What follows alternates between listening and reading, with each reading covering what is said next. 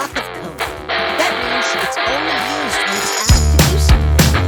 Imagine a machine that uses functions to make smoothies. The function for cleaning the bananas only works when it's time to clean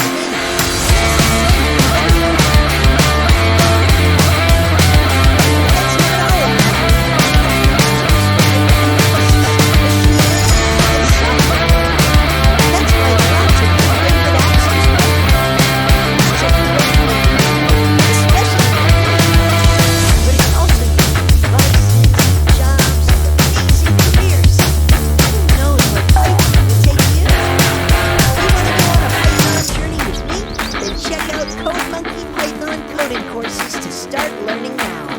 Please like this video, share with your friends, and don't forget to subscribe to our channel.